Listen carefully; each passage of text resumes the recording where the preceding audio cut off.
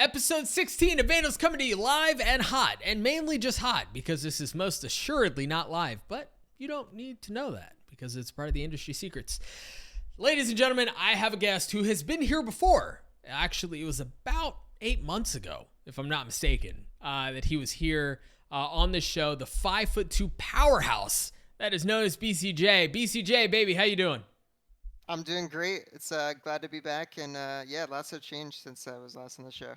Well, you know what? Let's talk about that right off the bat, right? Let's talk about 8 months ago, last time you were on the show. You're actually, oddly enough, the first repeat guest. So you can hang your hat on that, right? Like, I mean, that's a big deal. Yeah. Listen. What an honor. 8 months ago was right before LCQ, okay? You fell a bit short. I believe you came in third or fourth at LCQ. Do you remember? It sounds about right. Yes. I feel like we lost to 100 Thieves and then one more team. Cloud9, I think. Yep. Yeah. Cloud9, I think. You fell a bit short. That aside, right? I want to ask you this: other than cryo, which would be the obvious or easy answer, what would you say is the biggest difference between that team 8 months ago and this present team today? Oh, it's got to be, for me, the environment that we've kind of created. We've had to integrate these two young guys, obviously, into our system, but, getting the environment to where we want to, obviously, is going to take a little longer. Personalities become a thing, and, the duelists were quiet guys when they first joined on, and I feel like they're a lot more vocal now, and, yeah, that plus, the structure that we've kind of been building. We've brought in Drew Spark. Our staff has only been getting better. We've, not only been working on the Val team, internally, but we've had much more help from XSET staff, having more people on board. We've been working with Max recently, and he's been great. So just help from everywhere, and it's allowed us to kind of focus on our thing, iron out these kinks, and yeah, everyone is kind of being bought into the system now. Well, and it seems to be working. The system seems to be working. You guys have overcome a hurdle that has really, I don't know if plagued is the right word, but it's a hurdle that's kind of hung around for a little while, and we'll talk about that a bit more. But one of the things, BcJ, that you and I talked about when you were last on the show was Zekken. So he had just signed with the roster. It was leading into LCQ, I think was maybe your second tournament with the guy, right? So it was still very young. The project was still working.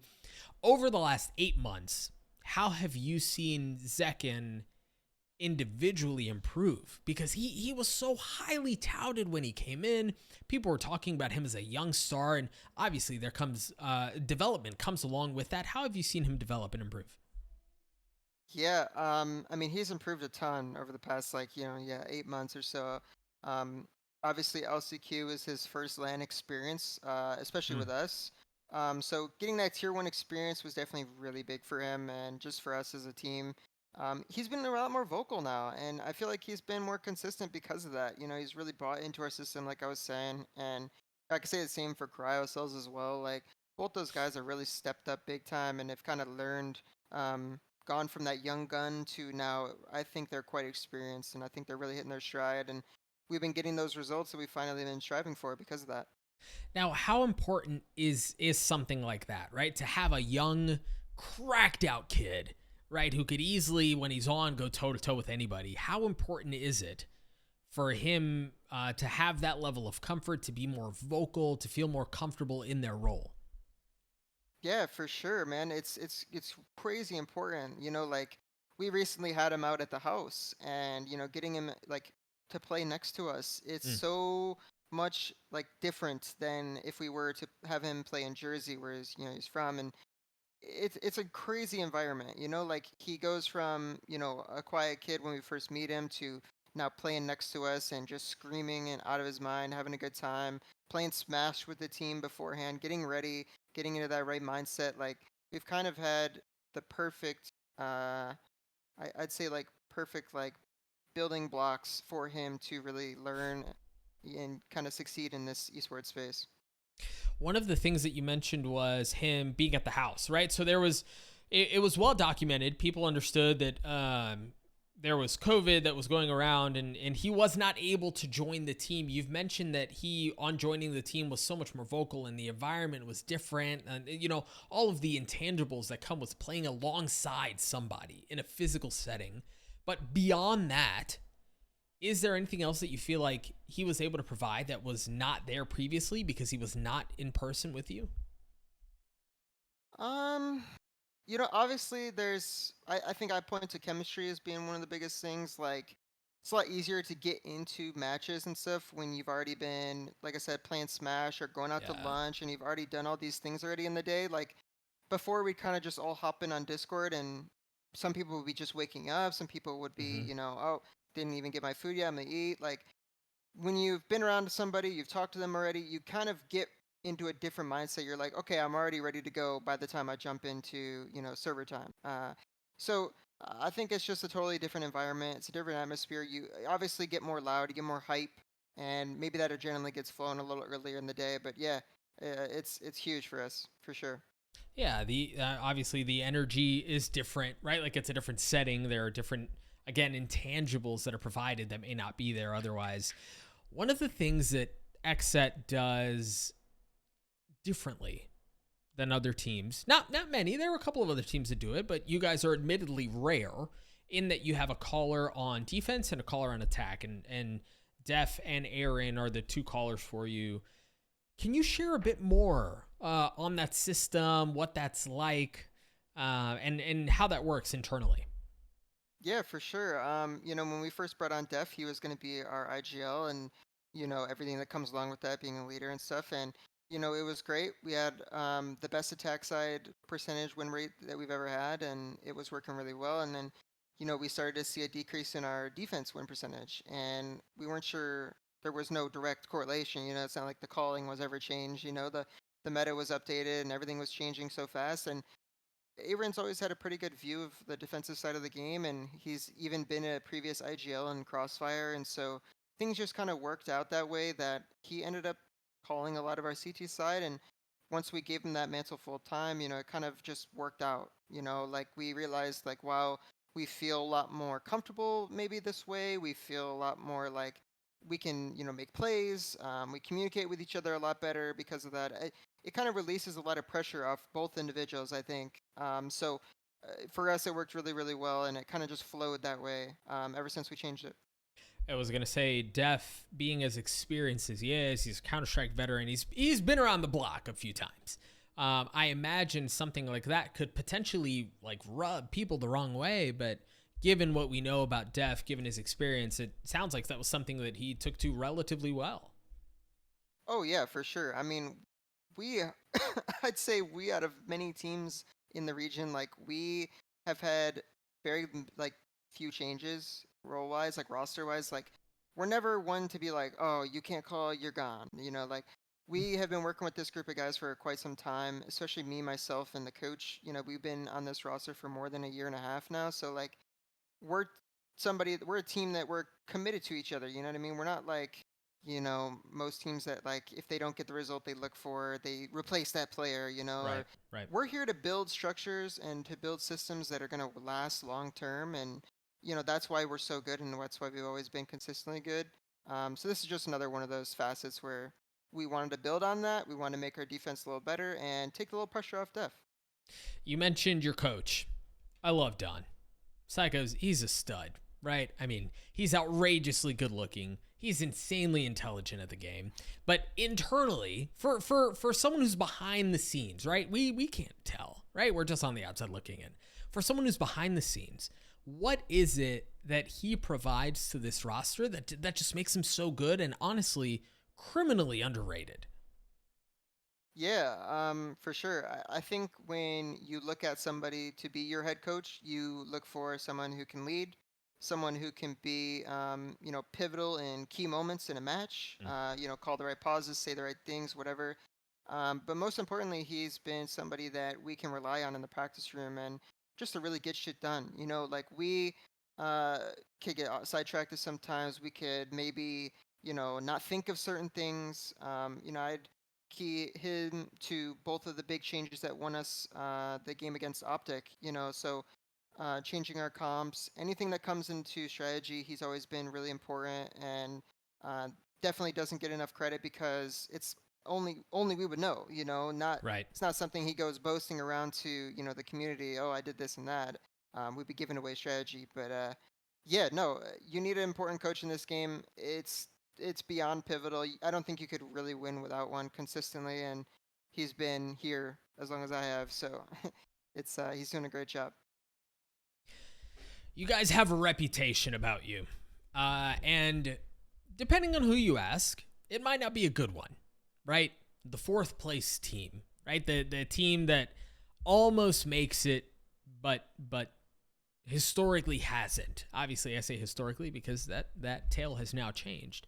But you guys have had many fourth place finishes, a couple of third place finishes, but essentially the story is XSET looks really good. They get to just to the end of that finish line, but they don't make it across. Including your rematch against Optic, right? Like you guys lost to them initially here in the playoffs most recently. You managed to find a way to adjust and you find a way to bounce back. And there were obviously extenuating circumstances going on. But for XSET in particular, for the roster, what is it about this playoff run that was so drastically different relative to the rest of your historic performance that qualified you for Copenhagen? Yeah, the first thing is obviously we added Cryocells to the team. This is the second tournament we've played with him. The first one was kind of a learning curve. We were in that, I would say, like in that the guard with Trent phase where you added a new player, you kind of cater to him however you can, and you don't have maybe a full strat book, but you're going to work as hard as you can to get the results you want. And they did really well.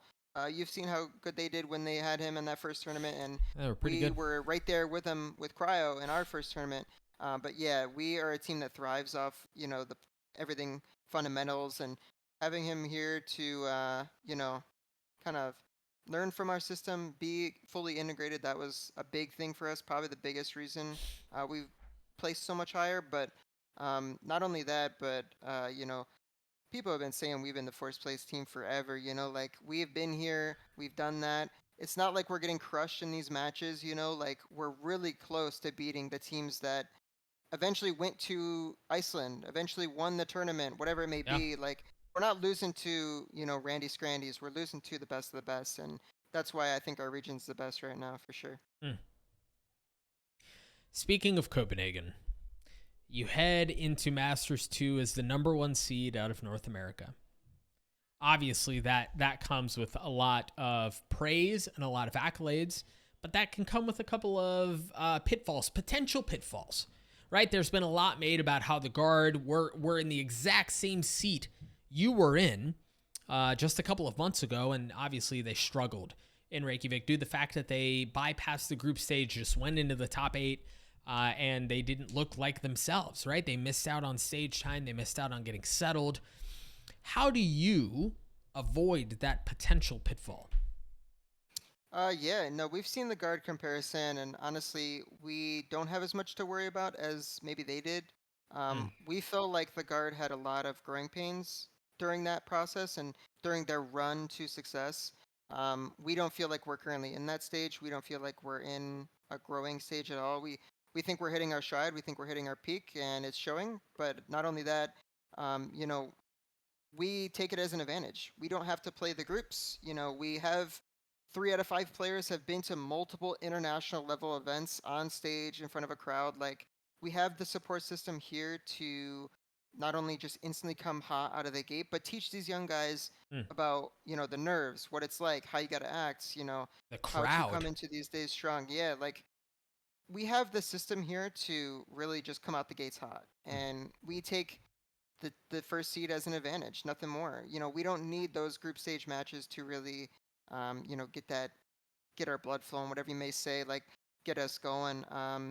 Yeah, we're ready to go. We're ready to go now. So you don't even see a potential concern around even like comfort, right? Just like physically playing on the stage and how it's outside of the realms of what you're normally used to, things like that. That's not a concern at all. You know, it can be a big concern, obviously, because we have 2 young players who have never been, obviously Zekken's been there once with LCQ, but we have 2 players who have never really been at an international level event. Um, but we know our guys. We know how Mm. good they are, and we know how they can. Zekken can fly to the house. Matt can, or Cryo can fly to the, live with us in Austin and perform no matter where he's at. So we think that, plus having that LAN experience in the Philly LAN we recently went to, we actually went on stage, played with in-ears, basically played like we were at any LAN that we would go to, and we performed. So we feel really comfortable. We feel like our, training, whatever you call it, like we're done with our training. We're Yeah. ready to go, and yeah, we feel confident as ever. It's game time, baby. Just a couple of days, really, from travel. But let's go back. Let's take a step back from Copenhagen for a bit, and let's go back to the playoffs. You face two drastically different play styles, particularly when it comes to playoffs. And the two teams I'm talking about, the two play styles I'm talking about, are Optic and FaZe, right? And when you look at the landscape of North America, those two teams could not be more different, right? As far as pace, as far as how they kind of let things just kind of lay as they may, and we'll kind of figure out what happens. When you think about the international stage in particular, how do you think your playoff run has prepared you for Copenhagen? Yeah, and I'm glad you touched on this because it's really important, and I think our region has probably the most salary teams out of any, I'd say. And what that does for us, not only in scrims, but in these VCT playoff runs, like you get crazy runs from crazy different teams, different play styles, and Yep. obviously we were very lucky to have FaZe and Optic, I think totally two different sides of the spectrum. But yeah, I think it's prepared us really well. I think NA is really good right now. I think this is the best we've ever been, and the teams that we're just producing, like FaZe making a roster change and still producing, a top 4 result. Like I think like right now we are probably the maybe like going into this tournament, we feel like we could be the most prepared out of any team alongside Optic because these other regions don't have the talent that we do right now, and I just don't Mm. think that they can get that same level of scrims that NA can. My man spitting. Listen, okay, we'll go back to that. Let's talk about this. First international Valorant LAN. Yeah, you've mentioned the NSG LANs and you mentioned LCQ, but even those things aside, Copenhagen provides a different level of beast because there will be a crowd and it should be a packed out crowd, right? It's going to be very well represented. And even that just provides a different variety, a different flavor of things that perhaps may have not been encountered via LCQ or anything like that. BCJ, I need you to be honest with me here. What is the number one concern that you have going into this tournament? I think we've touched on it a little bit so far, but how fast can we get into our zone, our comfort zone? I like to label it. We come out the gates, we get there hot, we get there fast, we'll be great. The entire tournament, we'll make a huge run. We come out a little slow, we might drop a map. We might drop a few rounds. But depending on how fast we get into that comfort zone is really going to be on how scary we're going to come out. Early on in this tournament. Thankfully, I think we're getting more than enough time to scrim over there, practice on new setups, and I think it's going to be a good experience for everyone involved. But yeah, honestly, I can't say it enough that we have 3 guys who have been here, have done this, have many events that we have. I've personally gone to Poland. I've been to multiple events with state or crowd stages, like, and that's just in Apex. And I've only been competing for 2 years. We have Rory who's been competing for 4 plus. Jordan has been competing for 4 plus, both internationally. China lands, like, we have a lot of experience here and a lot of tips that we've really tried to nail down into these young guys. And so we're doing everything we can to get there, but how fast can we get to that comfort level is what I'm worried about the most. You mentioned something that I want to go back to very quickly before we move on. You talk about a slow start or potentially slow start. Did I hear you say that your equivalent of a slow start would be dropping a map or dropping a couple of rounds? Yeah, man.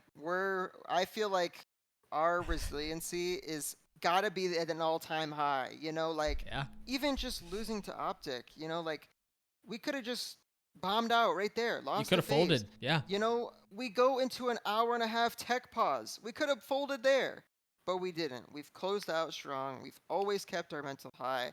And no matter what has gone through our heads, we've always put the team on top. You know, we've always won when we didn't, no one else thought we would, or even though, you know, people said, oh, you know, they're not going to win because of this or that. We've always shut them up. We've always come out hot. And that's why I think that no matter what our downfall looks like, it's not going to be enough to take us out of this tournament. You guys seem like a team that's perpetually just doubted, right? And we'll talk a bit more about that, but I do want to go back to the tech pause because it was a big one. It was a long one, and when you think about a team through a best of 5, having just lost a best of 5 very recently, I can see how from a mental perspective that can be very taxing. That can be very draining. How'd you guys do it? Right? Like what was the motivating factor? What was it that got you to rally through that tech delay and finish strong against FaZe? You know, I'd say the biggest thing, thankfully, we were at our house. That's the first thing. Being able to grab waters, you know, chill out, kind of stay ready for the moment whenever they ask to call your name, you know. But yeah, I mean, like I said, we're a very resilient team. You know, when I saw that we were getting a little quiet, one of the clips that was thrown around, I literally just said, yo, turn on my cam. I started just doing the gritty, started dancing, doing my thing. Just to get the guys involved. You know, that's what we do for the team. That's what I'm here to do. And so I just think that we have really good chemistry right now that we could take an hour out of our day and it's not going to hurt us competitively, you know. So obviously it sucked for the FaZe guys. We really wanted to play them right away. But just the way it happens sometimes, you know, you can't control power outages or whatever happen, you know. So Yeah. it is the way it is. Given the international stage before you, and given the dynamics that you admittedly have not faced in the Valorant space before, right? The Paper Rexes of the world, the DRXs of the world, the Fanatics of the world. How would you say North America, and I guess when I say North America, I really mean you and Optic, how would you say that you guys match up against the field? You know, I think we go look at the recent Iceland event. I think we look at how good and dominant Optic was, and you know, you see that same level of dominance in NA, but to the same extent. You know, I don't see those two results. I don't see them playing much better at Iceland and or maybe much better than the NA teams. I feel like we have given them probably just the amount of, you know, pressure, just the amount of talent that the international scene has given. And we've seen Optic dominate. We don't see why the team who just beat that team can't do the same thing. You know, we're going into this hot. We're going to this feeling ready, more than ready than ever. And NA has been doing this for a long time, even back to Sentinels and Tens. And, you know, when he first joined on, like, we have been a staple in the international scene for quite some time. And we don't really see that changing right now. We feel like the same teams that were in Iceland back then are the same teams we're playing now. We're still playing the DRXs. You know, obviously Loud's a new team that we've kind of seen, but like a lot of these teams are bringing the same people overseas and expecting maybe a different result. Meanwhile, the best region in the world is getting the best scrims in the world against the best teams in the world, and we're coming out ready to fire on all cylinders. So I feel great going into this. BCJ, I've known you for a little while now, and you always carry yourself a certain way, very upbeat. You talk about hitting dances for your team. Like, you're obviously a motivational leader in a lot of regards when it comes to XSET and the internals. And publicly, you carry yourself very, not just confidently, but positively, right? Like you've got a little something to you, and I think that naturally draws people to you. But there's a certain side of you that I don't know that anyone has ever seen before. What is it that pisses you off? Oh man, I there's two things I look at. First off, it's when any pro player or coach shit talks us or me specifically. I get so pissed. I like feed off it, man. You talk shit about me or my team, and you will get a demon in the server. I guarantee it. I guarantee it.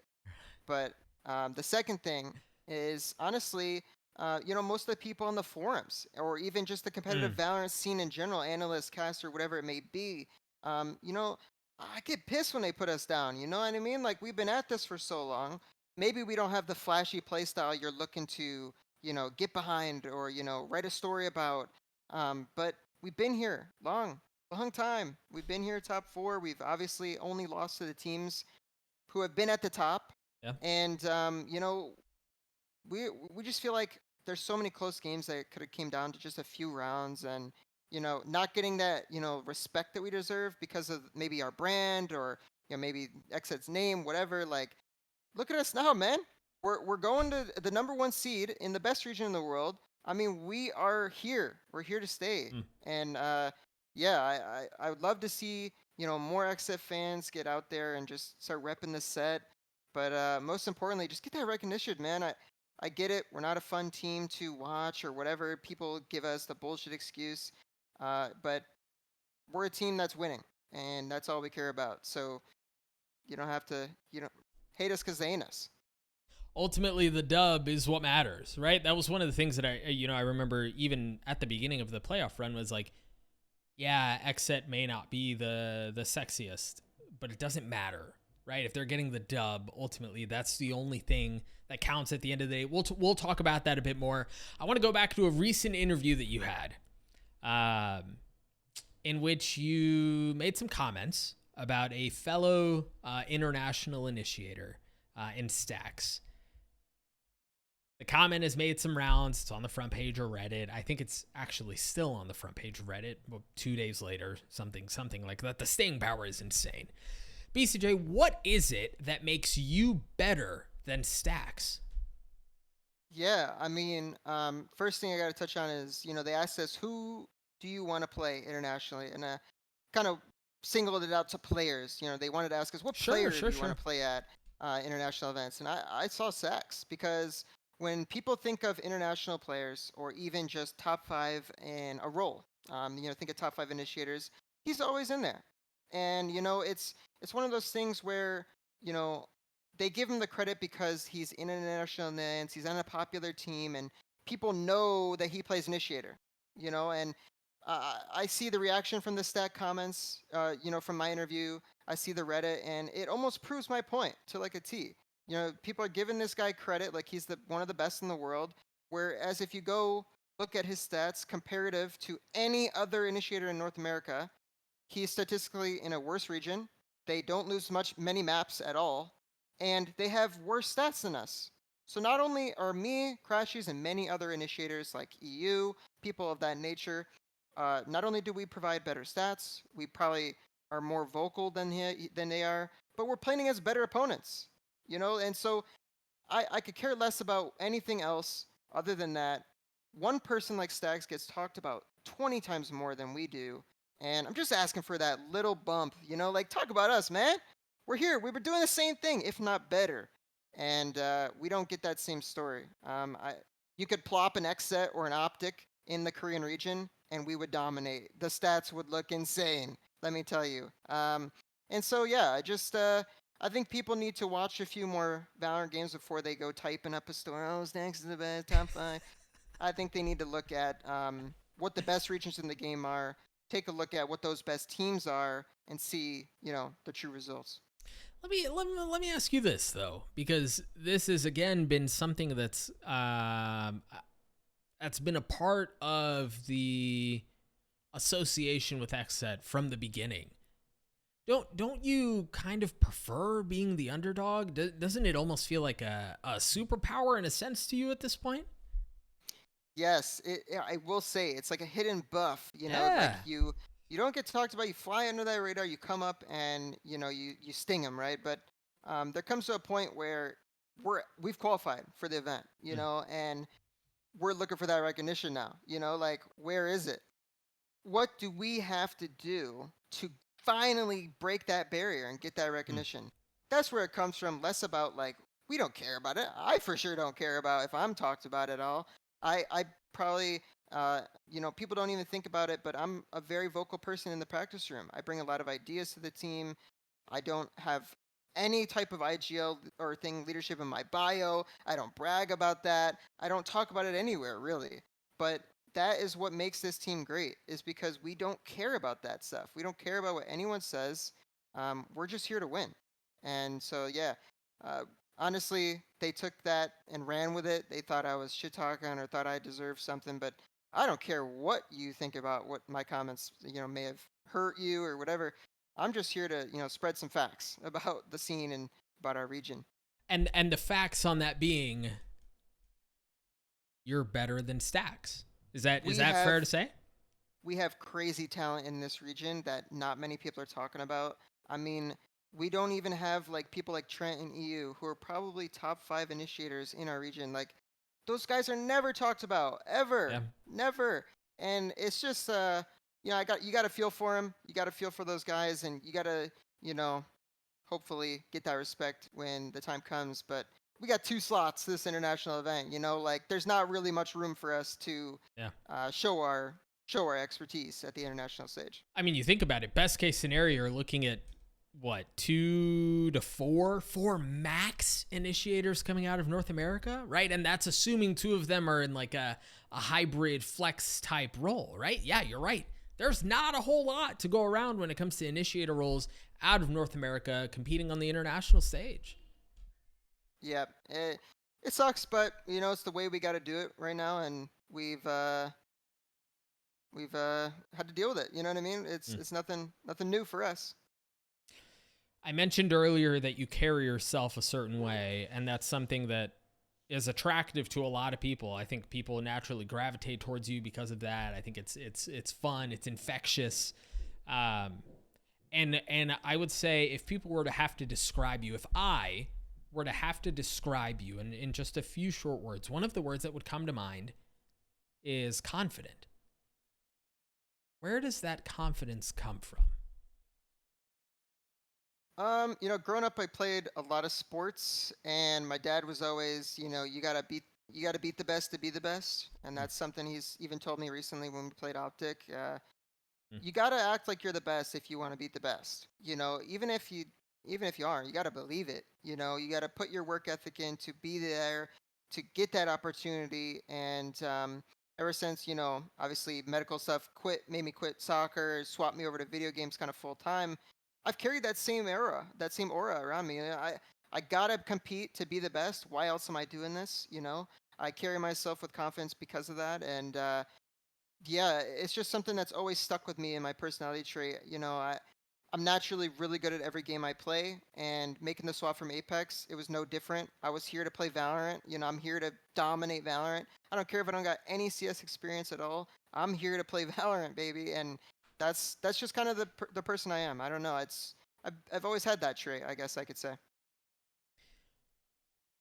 There is, and we've touched on it a lot. People doubt XSET.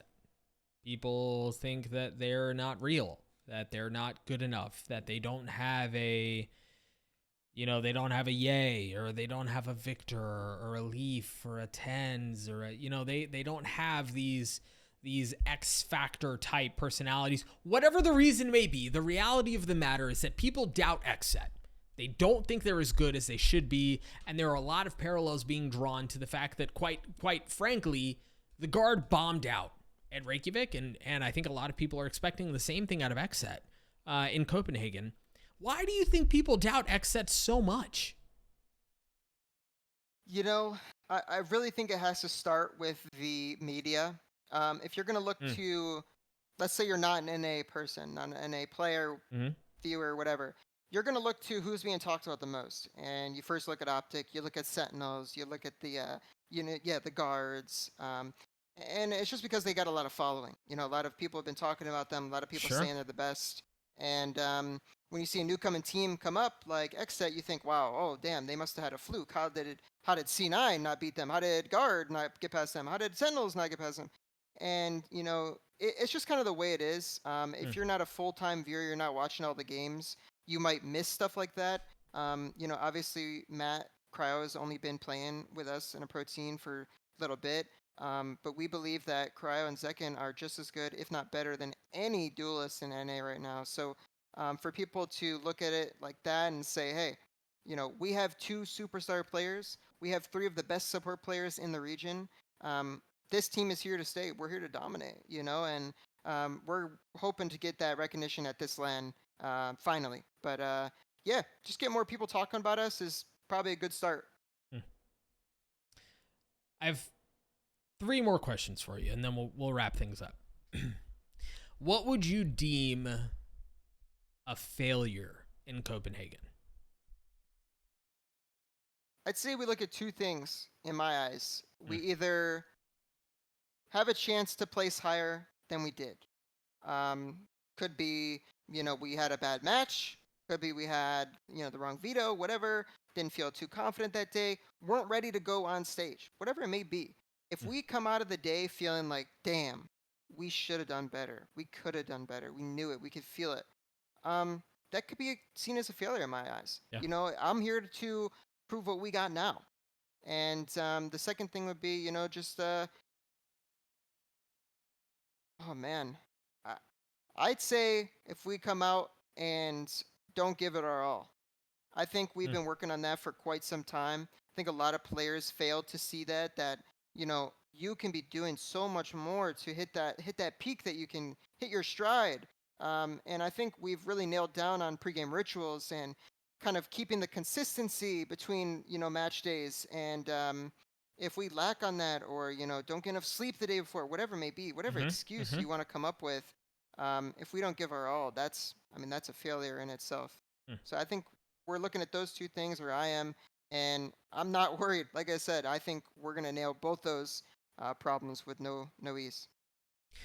BCJ, what do you say to the haters? What do you say to those who don't believe in the XSET sauce, right? To those who say the roster isn't flashy enough, or, again, is missing more of an electric, attention-demanding player? What do you say to those people? First thing I say is make sure to go follow Cryocells and Zekken on their Twitches and their Twitters. Step 1. Second thing is, yeah, we're here to prove everyone wrong. Obviously the media hasn't been behind us for that long. Just now people are talking about us because we beat Optic. We finally got that first seed. But, that's our goal. We're coming here. We don't care what anyone's saying about us. We don't care what the media is saying. We don't care if you're a fan of us. We're going to this event regardless as the #1 seed in the best region in the world, and we're here to show what we got.